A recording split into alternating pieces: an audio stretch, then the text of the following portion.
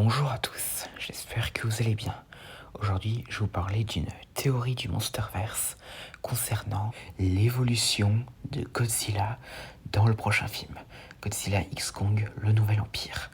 Alors déjà, comme on a pu le découvrir dans la bande-annonce de ce nouveau film, Godzilla va complètement changer de look. Car déjà, comme on peut le voir, sa couleur bleue a disparu et elle laissé place non pas à du rose, mais du rouge magenta.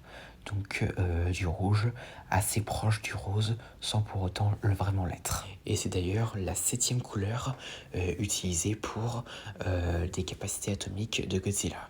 Parce que déjà, il y a le bleu, donc le classique qu'on a vu dans la majorité des films, le rouge écarlate pour le souffle spirale dans les RCI, le vert pour Zilla Junior dans la série Godzilla 1998, le orange pour les 2 premiers Godzilla de l'ère Millennium, le violet pour Shin Godzilla, le blanc à la fin de Godzilla vs Giganrex, et maintenant le rouge magenta dans Godzilla X Kong le Nouvel Empire. Mais il n'y a pas eu des changements que au niveau de la couleur, mais aussi pour les attributs physiques. Parce que déjà, maintenant, il a des espèces d'écailles qui ont poussé sur ses coudes, et aussi ses épines dorsales sont bien plus pointues et un peu pliées.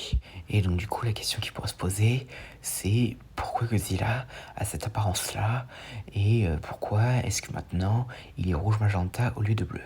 Eh bien, comme on peut le voir dans la bande-annonce, Godzilla, à un moment donné, va se retrouver congelé, et pendant cette congélation, il va en profiter pour évoluer. Mais cependant, pourquoi est-ce qu'il s'est retrouvé congelé, et pourquoi évoluerait-il maintenant et pas un petit peu avant?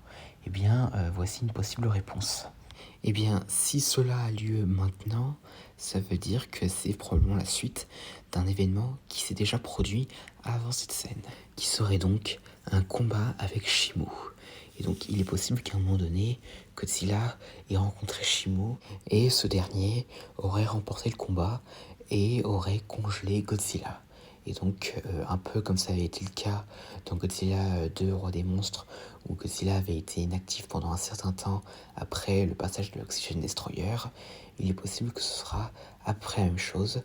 D'ailleurs, un peu comme Kong, qui lui aussi pendant un moment serait inactif, après potentiellement s'être fait abîmer le bras par Scar King.